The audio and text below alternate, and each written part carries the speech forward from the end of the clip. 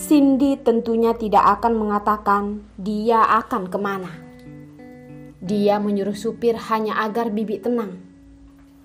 Cindy menyuruh supir berhenti di sebuah mall, mengatakan dia ingin berbelanja, lalu memanggil taksi dan pergi. Namun Cindy tidak tahu di mana rumah Anthony. Dia pun pergi ke tempat Hendra dan Dion berkelahi kemarin. Itu adalah tempat Anthony. Mobil berbelok-belok dan akhirnya sampai. Cindy menarik napas. Udara di sini lebih baik dari kota. Ada pelayan yang memakai baju pelayan dan melayaninya. Cindy langsung berkata, "Panggil bos kalian," katakan. Cindy mencarinya. Pelayan itu pun membawa Cindy ke sebuah kamar untuk menunggu. Pelayan pun tidak berani berbuat apa-apa, takut membuat kesalahan. Namun, bagaimana wanita ini tahu jika Tuan Anthony ada di sini? Cindy dengan sabar menunggu. Tiba-tiba dari kamar sebelah terdengar suara yang tidak asing. "Apakah kamu ingin melawanku?" Suara ini penuh dengan amarah. Walaupun ruangan ini sangat rapat, tapi orang di sini sangat berpendidikan. Tidak akan berbicara dengan keras, jadi peredam suara tidak begitu bagus. Cindy mengecilkan mata, seperti mendengar suara Dion. Suara orang lain sangat lembut. Cindy hanya mendengar suara yang tidak jelas, namun tidak perlu ditebak. Pasti adalah Anthony. Di tempat Anthony yang berbicara dengan Dion, tentu adalah dirinya. Tidak salah. Orang di samping adalah Anthony yang memakai baju putih. Di bahu yang gagah terlihat jahitan naga emas. Sungguh gagah.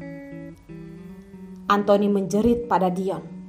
Walaupun dia tidak tahu mengapa Dion begitu marah dan pagi-pagi datang untuk menginginkan orang dengannya.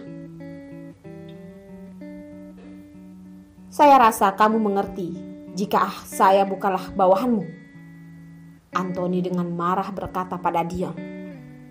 Dion karena masalah Dimas menghilang pun merasa kacau. Mendengar ucapan Anthony, dia pun menjadi tenang. Memang benar, dia terlalu gegabah. Anthony terlalu tenang, membuatnya lupa jika orang ini adalah mafia. "Maaf, aku terlalu gegabah." Dion pun menjadi tenang. Sekarang bukan waktunya untuk merusak hubungan. Suasana kamar menjadi tenang. Ada pelayan yang mengetuk pintu dan berkata di samping telinga Anthony. Wajah Anthony pun berubah. Dia pun meminta maaf dan keluar. Biasanya Anthony harus mengurus banyak masalah. Anthony juga tahu jika Dion hanya ingin mengetahui siapa yang menangkap Dimas. Hanya Anthony yang mengetahuinya. Yang paling berkemungkinan adalah Anthony. Namun Anthony tidak perlu mengakuinya. Dia berani berbuat, maka berani menanggungnya. Masalah pun tidak ada hasil. Di ruangan sebelah, Anthony melihat Cindy yang duduk. Dia menghadap pintu, melihat Anthony masuk dengan sopan tersenyum.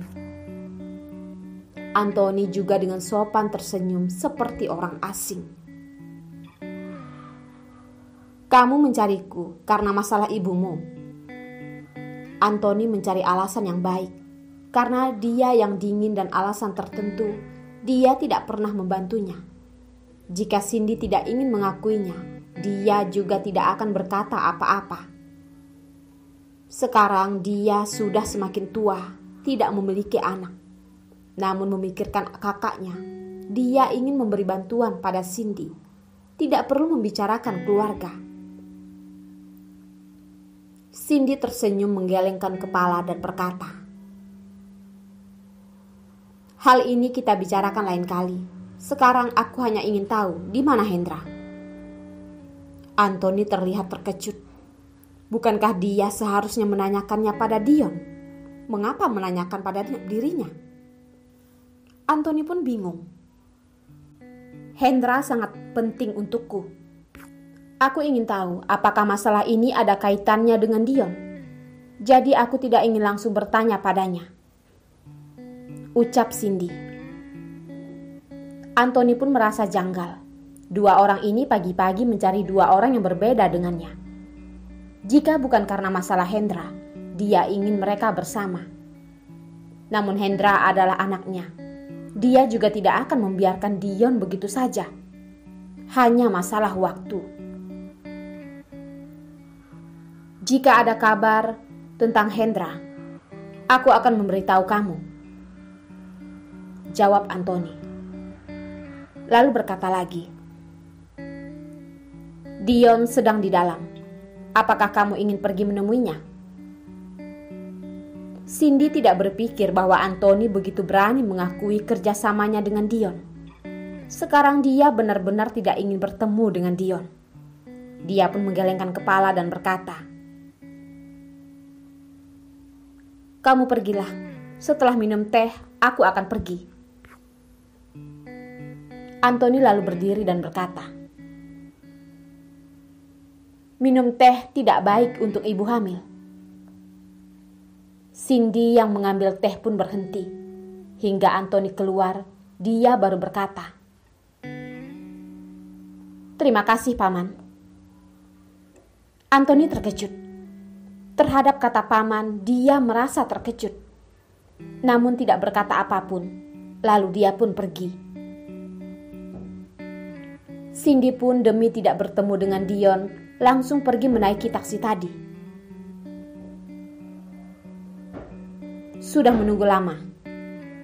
Anthony duduk di depan Dion. Oh, tidak apa-apa. Dion tidak bertanya dan meneruskan pembicaraan. Dion mengingat pertanyaannya dan bertanya, kamu dan Ibu Hendra sepertinya saling kenal. Anthony terkejut. Dia pun berkata,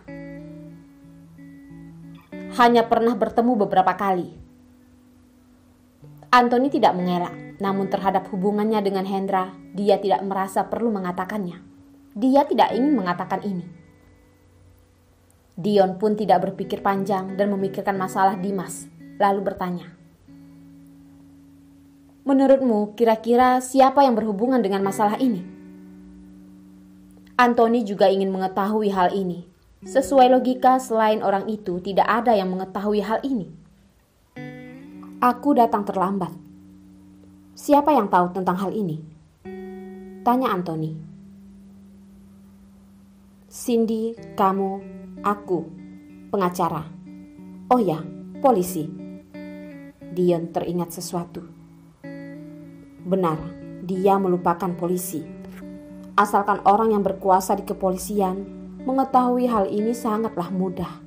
Dia bahkan melupakan hal ini. Ini berarti masalah mungkin terjadi di bagian kepolisian. Dion salah. Dia pun pergi. Jika begitu, maka Dimas dalam bahaya. Dia tahu jika orang luar ingin dia mati.